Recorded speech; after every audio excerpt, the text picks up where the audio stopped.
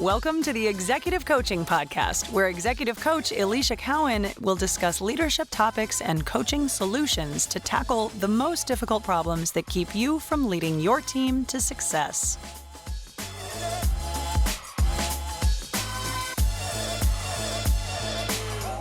Hey. Welcome to the final stretch of 2025. I'm Alicia Cowan. I'm your host today. And today we're going to talk about how to have executive presence in the final stretch of 2025. So I want to start off by just saying thank you for being here. I'm so glad that you made it and you've carved out the time. And that says something about you already, as you are in the midst of the holiday season and it is mid-December as we are recording this and talking about how to wrap up the year with only really a few days, a few weeks left. And I want to really set the tone and start to get into business here. But really what today is going to be about is two main things. It's really just about providing and getting some clarity and presence. How you show up in the next few weeks is really going to determine how you start out 2026. A lot of people think it's a fresh start, and a lot of people think the new year is a way to clean the slate. And that can be very true, but it also can be bleeding into, or the holidays in December can bleed into 2026 and really how you kick off the year. And so today's going to be a little bit different than a typical session.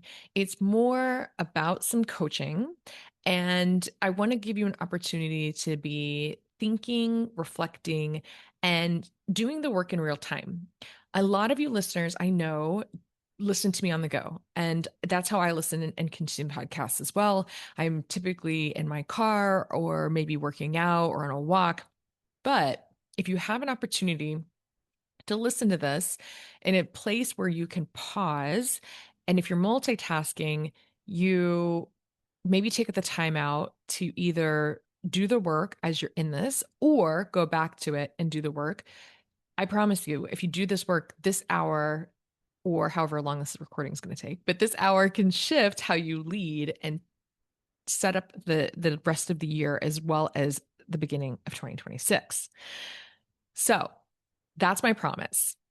I'm in a little bit of a different place. If you're watching me live and you typically watch the podcast on YouTube or any of the places that you see me at, I'm actually multitasking and I am in Sarasota. And so earlier this year, my husband and I bought a short-term rental property in Sarasota, and I am here on a weekend, actually getting the place a little more set up and ready to go and ready to rent.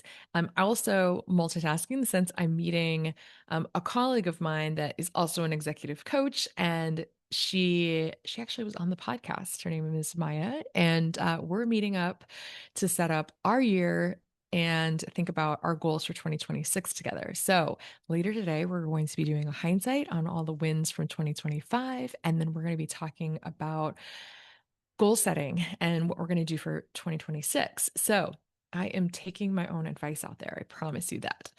So more to come on that session and what comes out of it. But for today, I want to talk about what we're going to experience today and what we're going to have as an outcome.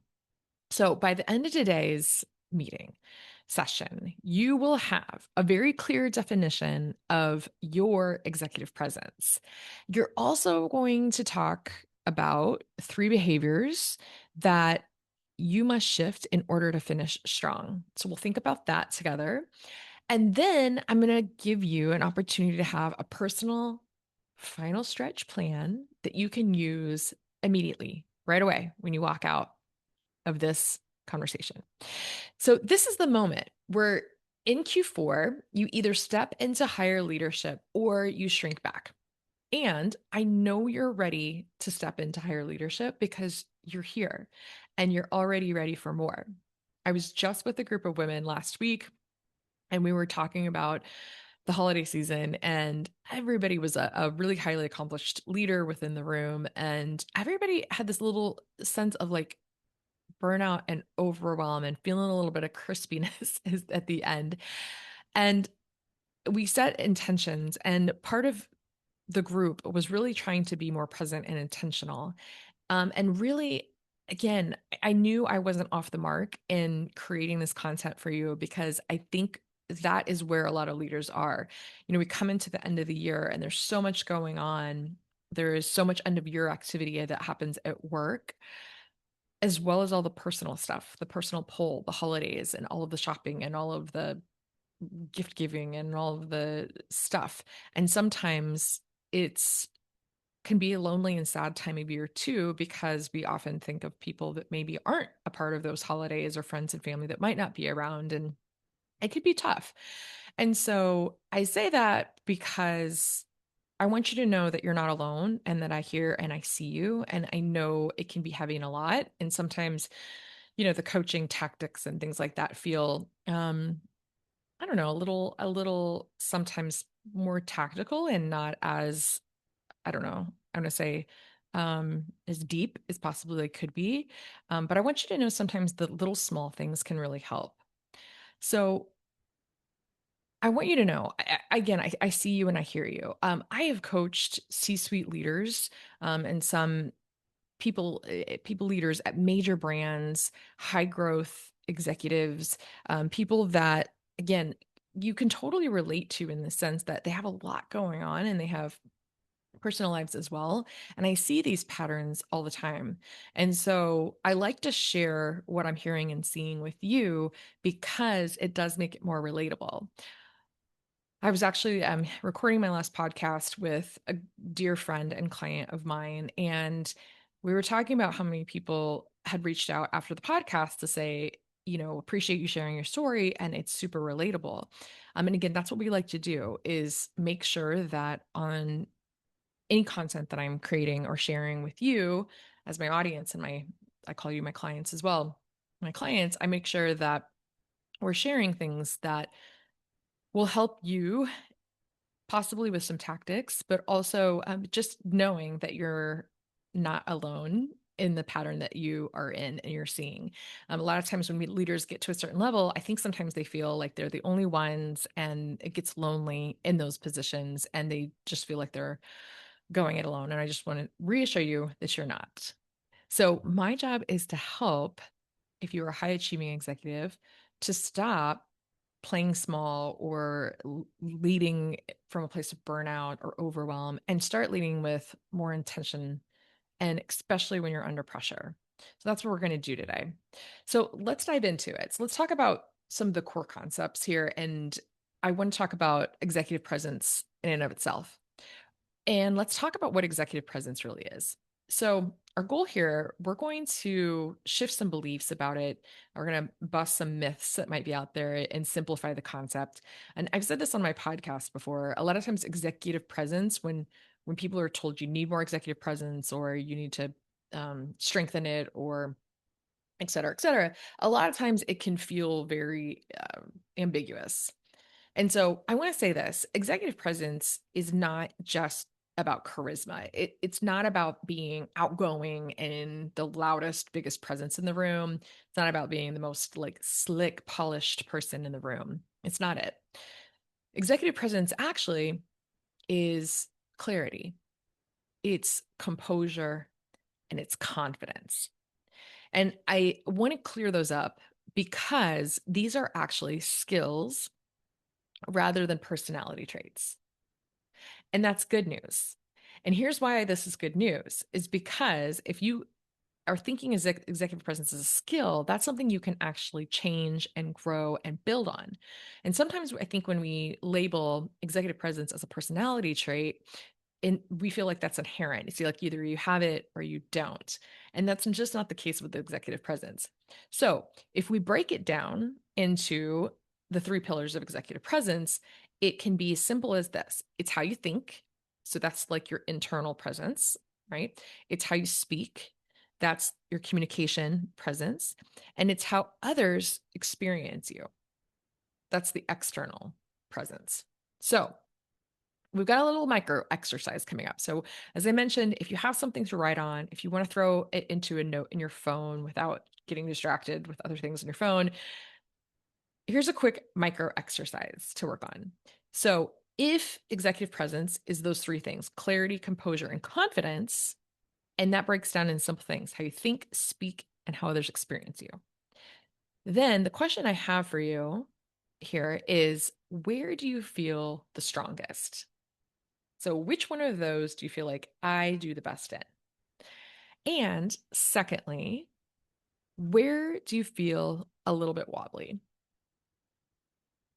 Okay. Nothing to do with that yet. Just note it. Okay. So let's go into core concept number 2 here. Let's go into the final stretch leadership formula. So, what I want to do here is give you a couple of shifts, and this is the mindset piece. We will get into some more tactics, but this is really to help you make some really high impact shifts as we head into Q4. And the first shift that I want to talk about is, how do you slow down in order to lead faster? So, what happens when your executive presence slips? It's also in combination when your nervous system spikes. Why does that happen?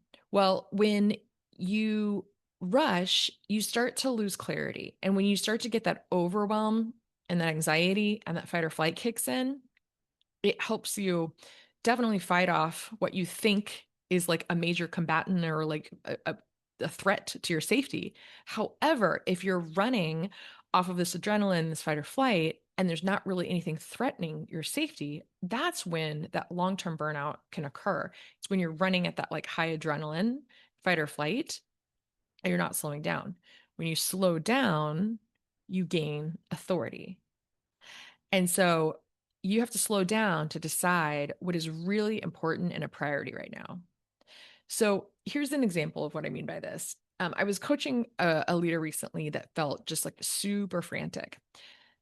She was rushing around from meeting to meeting, from like task to task. And she's like, I don't know how to slow down and get all of this done. And she's like, everything is an urgent, everything feels important. My team needs me, my family needs me, my loved ones need everything. So, what we did together is we set one small goal and intention. And all she did really was slow down and say, hey, before every meeting, she asked herself, what is my purpose for being in this meeting? What value do I have to offer?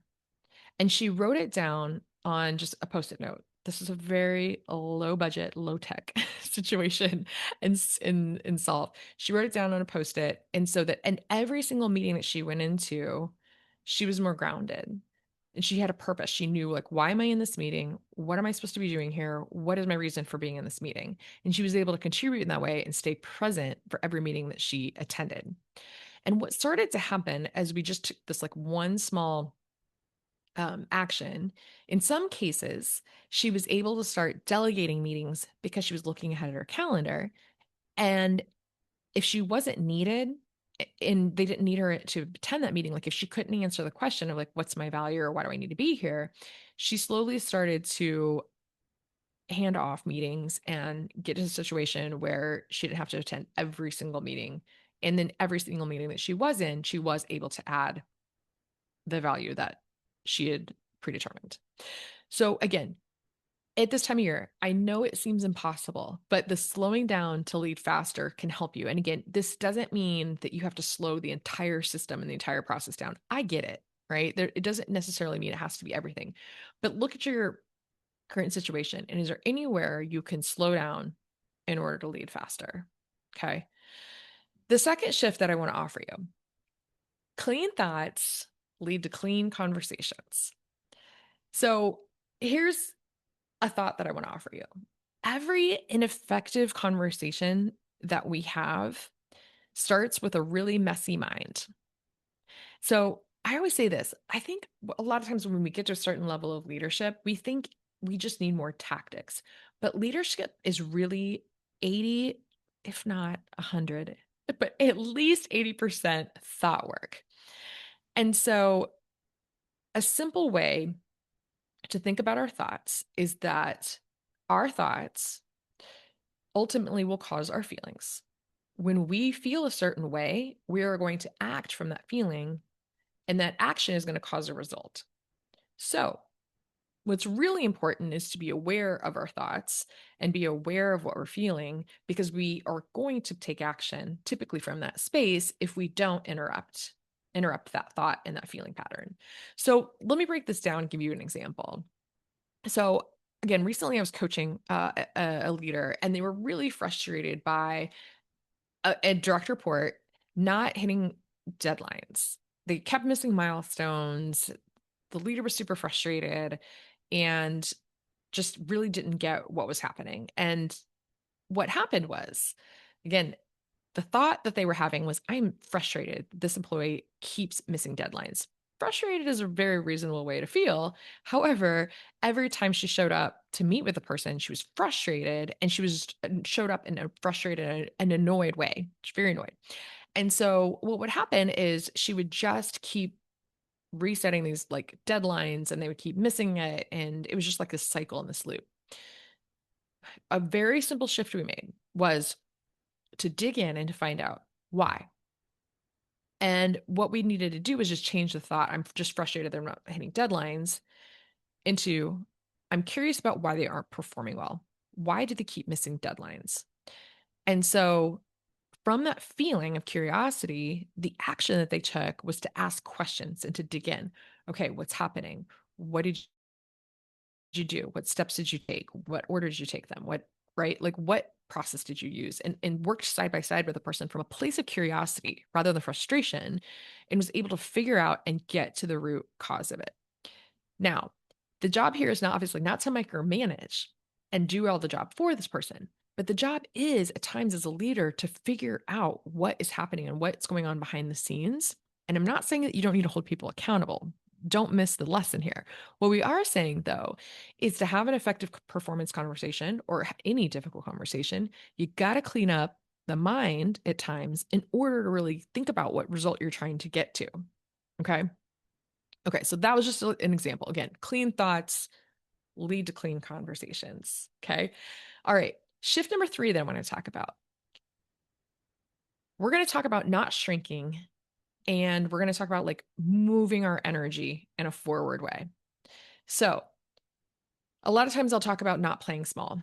And when I say don't shrink, if you have been holding back opinions, maybe softening your language, maybe it's over explaining. Again, that is not executive presence. That is showing up with doubt. When you get to this level as an executive leader, you at some point in your career fought, scraped, prayed, leveled up, did all the work, put your head down, really worked hard. You got to this level through, I know, what is a lot of hard work that is behind you. So now that you're in this executive level, it is not the time to shrink. Okay. And at times, it can feel really uncomfortable to be in a leadership position, and you got to get comfortable with some of the discomfort and some of the growth that you have to have. Here's the deal. If we just go through as executive leaders and just learn tactics, it's not going to work out without the willingness to move through the fear and the anxiousness and the uncertainty.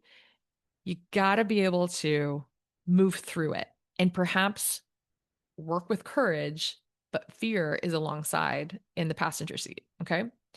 Okay. So let me give you an example of what I'm talking about. I think it helps to tell you stories about clients that I've worked with or people that I've seen in real life. So here's a client example, will remain anonymous, but it's a recently promoted leader into a vice president role.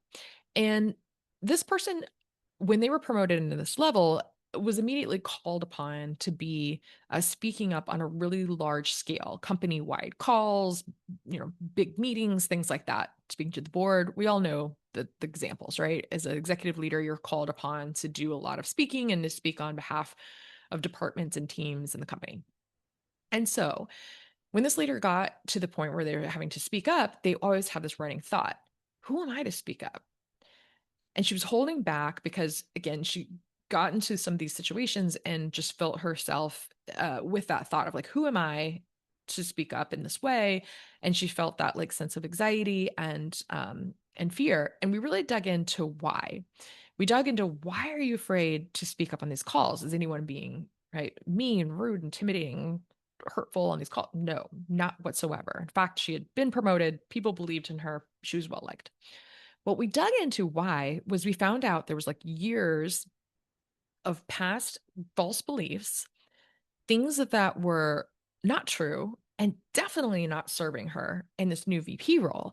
And they really kept her from being who she knew that she actually was today. We were actually worked through it together in a coaching session. We talked about how the beliefs that she was provided by someone else, not herself, were more about that person than they were about her. They weren't based in fact and reality. And those past thoughts that she kept thinking were causing her to say, who am I to speak up? And just causing her to doubt herself. And that feeling of doubt, remember our previous conversation about feelings causing actions, causing results. That feeling of doubt was causing her to clam up, not feel comfortable and confident speaking up. And ultimately, the action led to the result of not speaking up. Okay. And so again, this is why this stuff gets a little bit tricky is because we've got to unpack it and understand if there are certain levels that you get to when you're an executive and you start doubting yourself or shrinking or like having some sort of indecision that you're faced with. Got to work through it and understand, unpack it, figure out why. So that way you can like exponentially move forward and move faster because you understand what's going on for you. So again, let's do another little worksheet moment here. So again, if you have a blank piece of paper, if you are writing digitally, either way works. But as an exercise, I want you to write down the one shift that would give you the highest ROI in the next 30 days. And when I say one shift, what feeling would you be willing to feel in the next 30 days that would give you the highest ROI? All right, friends. Okay, we're going to move into core concept number 3, the last one, the executive presence accelerator. We are going to talk about this. We are going to talk about a formula that I'm going to just name it. We'll call it the final stretch blueprint for 2025. And I'm going to teach you some tools. This is where we'll get a little bit more tactical, that will give you some things that you can use immediately when you walk out of here. We talked about these when we're talking about this session today. We're going to talk about a 10-second reset for faster composure. We're going to talk about a clarity sentence that gives you clean, tight communication. And we're going to talk about a power close, how to end like either a conversation or a meeting with alignment and get everybody moving forward in a swift way. So let's go through it. Let's start with a 10-second reset. This is just a quick little, I'll call it a micro tool that helps you with instant composure. Here's what it is. It's a quick, powerful regulation technique that helps you reset your nervous system and helps you get back into executive presence, even when you're in high pressure moments. So here's when you can use it. The first one could be like a difficult conversation, maybe a feedback conversation. And a lot of you are going to performance review season. So this can be the time where some of those conversations feel a little bit more emotional. Maybe you're talking about compensation. Maybe you're presenting to senior leaders or to a board meeting, or like I mentioned, maybe you have an all company meeting you have to present at. Maybe you have to use it after receiving frustrating news yourself, and then maybe you have to deliver some news and shift that information, that message on. Maybe you can use this when you feel your energy shift into that like rushed irritability, tension moment that sometimes we can experience. Basically, anytime you're about to react instead of respond. And react means like you're coming from an emotional place rather than a very conscious, intentional place of responding. So here's how it can work. Here's the simple flow that you can use for this. The first thing I want you to do for this reset is just to pause for one full breath and a slow inhale and a slow exhale. This very small step that no one doesn't even really need to notice will interrupt your automatic emotional response. Breath can be magic. So just one simple inhale, one simple exhale, doesn't need to be dramatic or long. Okay. The second step I want to offer for you is if you're feeling emotional, name it in one word. Could be frustrated, rushed, anxious, angry, fearful, whatever. If you name it, it reduces its intensity immediately. Powerful tool, really simple. Don't have to say this out loud. No one, again, needs to know, just like our breath. Name it. This is anxiety showing up again. Just name it. Okay. Then you get to do the third step, which is to choose the energy that you want to lead with. Again, we'll name it. I want to be calm, clear, confident. This recenters your thinking and helps you adjust your presence. Here's why it works. You shift from your reactive brain to your executive functioning brain in seconds. Leaders who practice this show up with more calm, clarity, and authority. Okay. Really simple. Pause for a breath, name the emotion you are currently feeling, name what the energy you want to replace it with instead. Not more complicated than that. Hey, I'm going to take a breath, feeling very frustrated. I want to be curious about this. Let's move forward. Okay. All right. That's the first tool. Let's talk about the second tool. Okay. This one is called the clarity sentence. It's a very simple framework, and all we're going to do is just help tighten communication and increase influence. All this is a single sentence formula that helps you ensure your message lands very cleanly without rambling, without that softening, without over explaining or getting lost. Again, this is like that people pleaser energy, or maybe like it's like that shrinking or playing small energy. If you're feeling that, go into it with this clarity sentence. Here's when you might want to use it. Again, you're in executive meetings. You might be managing up. You might be presenting options or recommendations to a broader group. You might be delegating to a direct report or a colleague. Use this anytime you want crisp, clear communication. All right, here it comes, friends. Here's the formula. Very simple. Number one, here's what I'm seeing. Number two, here's what it means. And number three, here's what I recommend. Here's the example I'm going to give you. Okay, so here's what I'm seeing. We're trending behind on X due to Y. Here's what it means. We're going to risk missing our Q4 goals and targets unless we adjust now. So here's what I recommend. Why don't we shift A to B and then reassign those resources for 2 weeks? Okay, simple but powerful. And here's why it works. This structure helps you eliminate confusion, removes all the like filler words and all the filler sentences, and also positions you as a strategic thinker.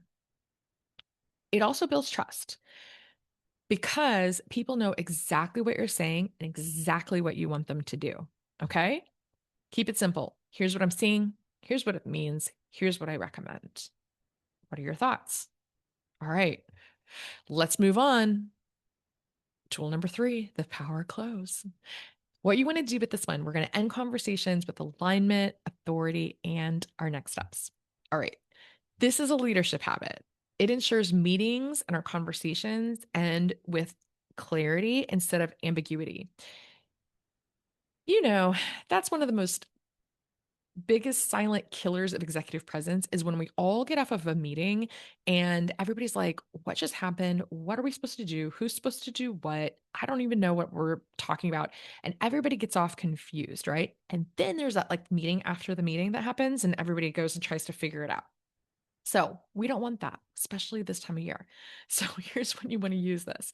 Any meeting you have, one-on-ones, meetings with colleagues, performance conversations, cross-functional discussions, project meetings, anytime expectations have to be locked in, which is, I don't know, pretty much every meeting that we are in. But here's how it'll work. We're going to close every conversation that we have with 3 clear things. notice we keep talking in threes, right? We're going to keep it simple. Number one, here's what we decided.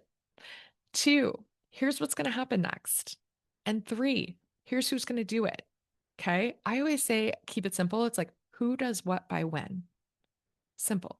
So here's an example or an offer for a script review. So before we wrap this meeting, here's what we landed on. We're going to do X, Y, and Z. Here's each of the steps that each of us is taking. And then we say who's doing them. So maybe it's like, we're agreeing to prioritize project X through Friday. Sarah's going to send the updated timeline by 2:00. I'll review it, confirm it by the end of the day. We're going to regroup next week on Monday for the next actions. Okay, here's why this works. No confusion, no one dropping the ball, no one mismatching expectations, and everybody has clear ownership and a sense of higher trust. And again, this is where your executive presence can become tangible and real leadership. All right. Those are the three, friends. So this is the close for this meeting. All right. So I want to say now you have the foundation. I know I just gave you a lot. You absolutely will have this recorded so you can go back and listen to it and write down things. If you missed them, you can, I don't know, do whatever you want with this recording to relearn it. It's a lot. And again, I mixed a little bit of both, a little bit of mindset, a little bit of tactical. I know this was a lot, but I wanted to give you some tools that you could really take away as you walk out of this meeting into 2025 and transition in 2026. So now that you have this foundation, building executive presence is just like going to the gym. The reps are what create real, lasting change. And just like myself, when I wake up and have to work out and go to the gym, I don't necessarily love it, but I do love the result. And I know that I got to keep going in order to keep building it. And so this is where coaching can really change everything. Working through your thoughts, working through your blind spots, going through your communication patterns, that's where transformation happens. And as you all know, if you want help implementing these tools and just taking your executive presence to the next level on a consistent basis, as always, I can support you. And so for you leaders that want to take this work a little bit deeper, I offer one-on-one executive coaching sessions, and I also offer group coaching experiences. And so what we do is we work together to strengthen your presence, your communication, your leadership influence, and your ability to get really big results without burning yourself out, without losing yourself, without sacrificing your authenticity. Okay. It's massive. And I always say this, it's all about optimizations. Nothing's going wrong with you as a leader, right? There's nothing, you've achieved a lot, you've gotten to that certain level. And, you know, I talked about this on my last podcast with Sarah, and I was talking about as a leader, nothing is going wrong. It's just about getting to your next goal and your next result faster. And so if you want support, reach out to me directly. I will always have a note in my show notes. I will always be available through my website, which is EliciaCowanCoaching.com. It's ElisiaKeown coaching.com. And this is the type of work that changes careers. And I would love to help you step into whatever your next level will be. So that is what I have for you today. Executive leaders, I appreciate you as always listening and investing in yourself today. Executive presence is a practice. And so when you strengthen it, everything else in your leadership gets easier. And again, if you want support, I'm always here. I'm honored to help you, and have a strong, wonderful finish to 2025.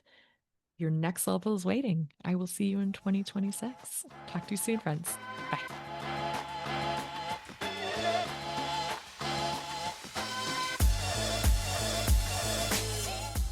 Thanks for joining us for this episode of the Executive Coaching Podcast with Alicia Cowan. If you're ready to have an executive coach who's ready to help you lead your team to success, then book an introductory call at aliciacowancoaching.com/call.